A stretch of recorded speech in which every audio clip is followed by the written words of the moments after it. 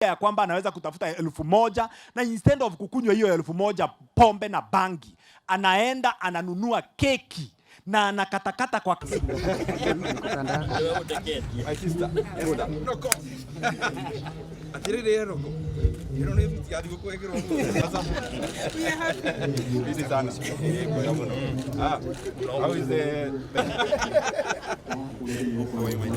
How is Wango?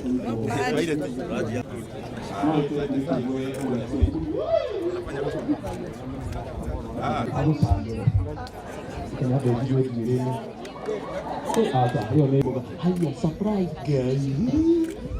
Na mheshimiwa yuko.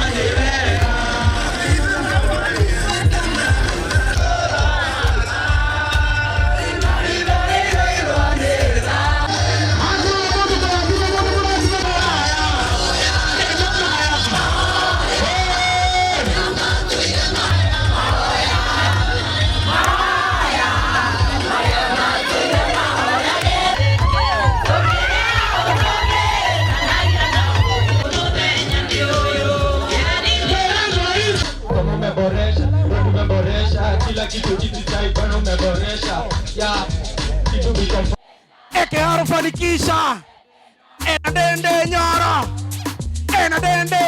Ndindi Nyoro ametoa doa kwa kweli, anacheka walikobomoa akarudi pia giza. Si toshangaza vile totengeza Mungu ya muda mrefu sana. I just want to give a small story alafu ndio niondoke. So Embu, watu wa Embu, tafadhali kama huku unaniheshimu, inua heshima yako kidogo kwangu, ni vizuri.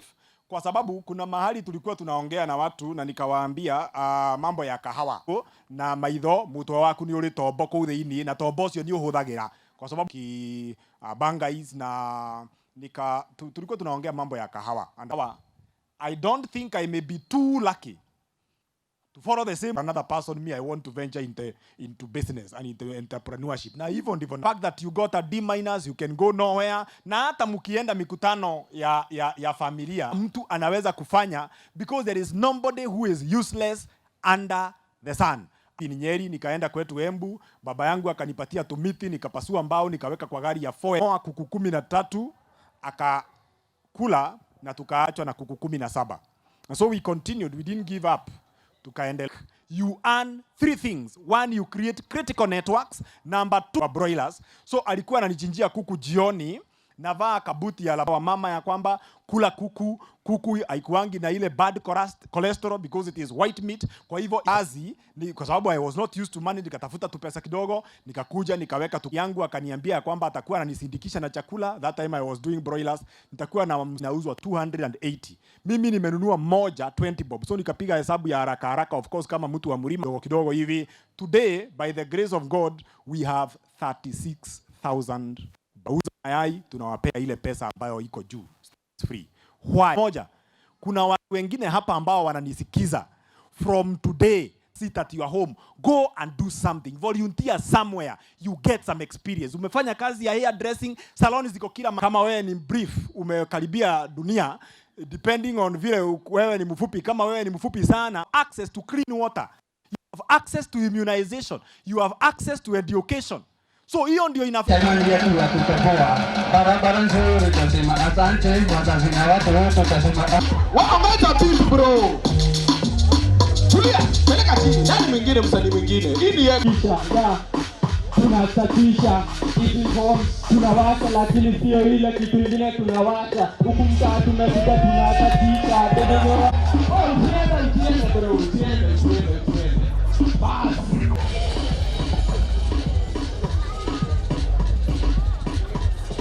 Mheshimiwa wametunga ngoma ya Kiharu Fanikisha.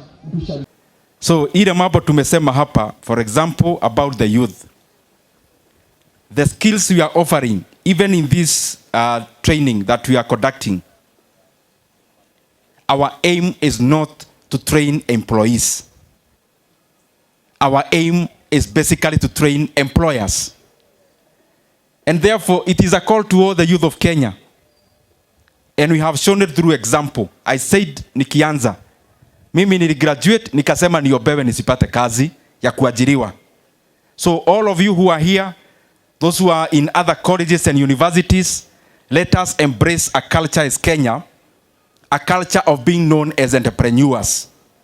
Economies like the US, South Korea, economies like Taiwan, economies of the world that are doing very well are on the shoulders of people who are willing to take risk by venturing out to create value out of the knowledge they have.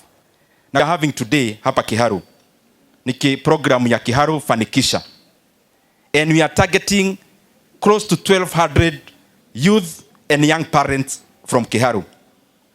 And out of those, we are doing practical technical courses, but we are also doing supplementary one. Driving is a supplementary course. Kwa sababu kuna pahali unaenda kuuliza kazi, lakini kampuni inataka pia ukuwe unajiendesha. And that is why we are sponsoring 610 students drawn across all the places in Kiharu, who will be sponsoring for driving course and up to issuance of the smart car driving license without the student paying anything. Ya pili ni kwamba tuko na courses zingine kama ya hospitality, tuko na cosmetology, courses that when we impart them on you as a student, then it's not necessary that you look for a job. You can actually create your own. And that is why we chose the two courses, so that wenye watasoma wanaweza kuwa pia na nafasi ya kujitengenezea nafasi ya kazi na watengenezee wengine. Kuna course mingi Adam mheshimiwa tunakuja kufanya, like kuna course za driving, kuna hospitality, kuna beauty, lakini mimi nimechagua course ya hospitality na beauty. Tunafurahia sana kujua mheshimiwa venye ametushikilia kama young people. Juu wengi tumepotelea kwa mihadarati, wengine yani hakuna mtu mwenye ako na mwelekeo, lakini tunashukuru mheshimiwa juu kutushikilia. Mimi hii sote courses nilichukuliwa course ya driving. Sasa kitu moja tu nilikuwa najaribu tu, pesa inakosekana. Lakini kwa muda huu Mungu amenifungulia njia. Sasa nimeweza kuona nafasi ya kuenda kufanya driving. Sasa kitu ninaweza sema mbunge wetu Ndindi Nyoro, Mungu ambariki na amtendee mema. Tunajua siku moja itafika na atakuwa kiongozi wa hii nchi. Mbarikiweni sana. I was talking to Dalma Abdi, and I told him perhaps we should not dwell too much on trying to tell people about the environments around Isili. And I told him, let's just go back, because people tend to forget this. Let's Google Eastleigh. Not Isili. Eastleigh. It is a borough, a town in the UK, closer to Southampton, that is in the south. So stop telling people kwamba sisi ni watu, awaambie wewe ni watu wa Eastleigh. And that is because it didn't, you know, the way we have pronounced it locally, we have made it look like it's not a place that deserves mention, where people should live and so forth. No. Let us transform it, and you're doing it. And so many other people are doing it. Don't feel ashamed about it. Weka kifua mbele, it is Eastleigh. This is your market in Kenya, you know?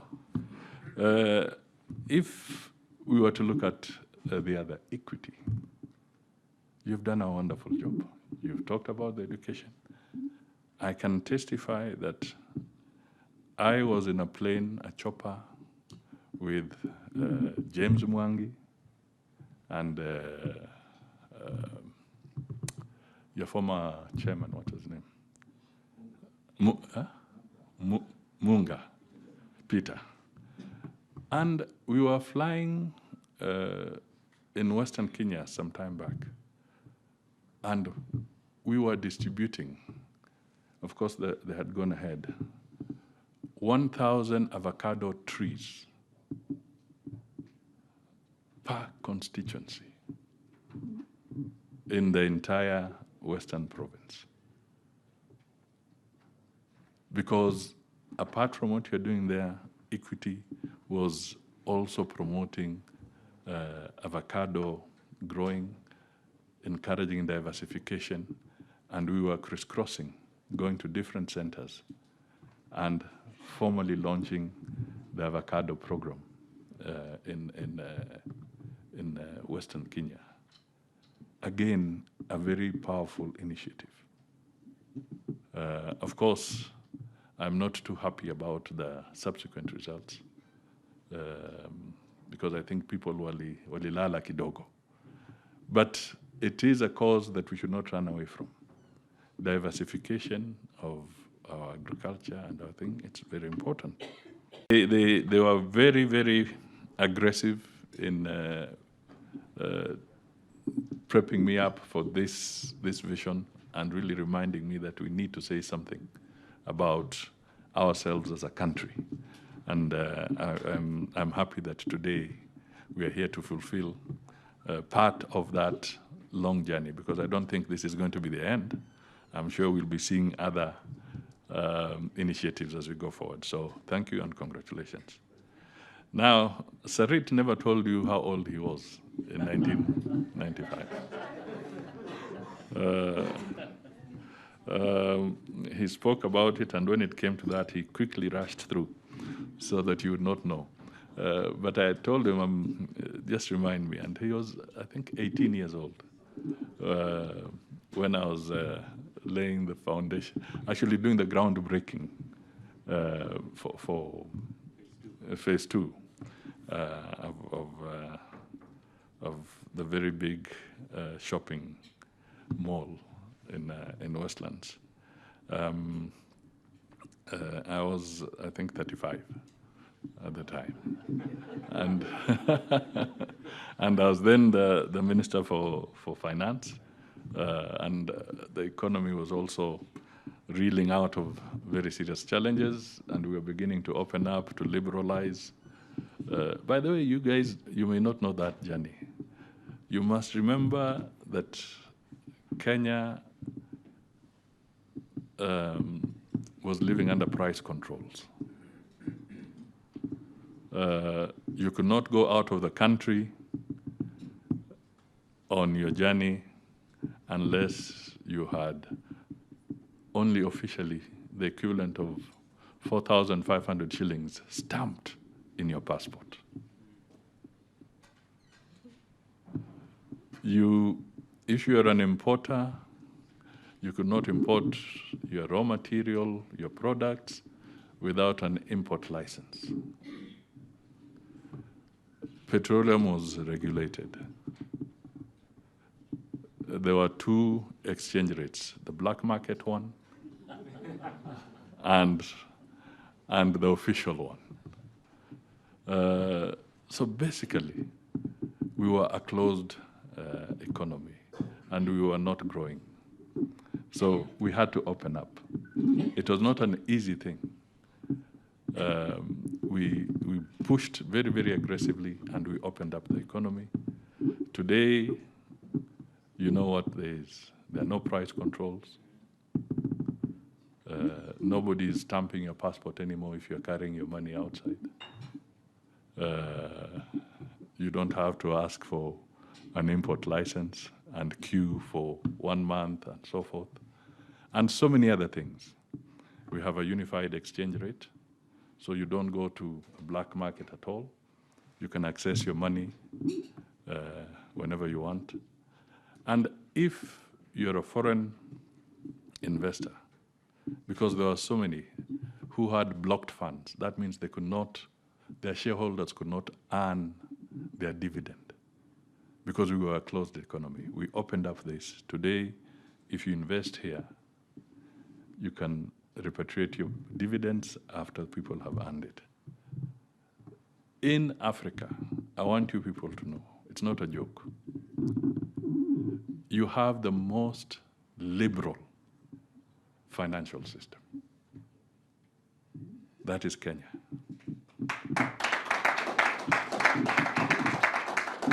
I don't want to mention any country specifically, but you try and go and get your forex in some of those countries, and then come back to Kenya and see how fast you get your forex and what you are trying to do in the other country, if at all you'll get it. So these are some things that are so positive right under your nose. But Kenyans sometimes get immersed in looking for the negative. But there are very, very positive things ahead of you. So that's at its center.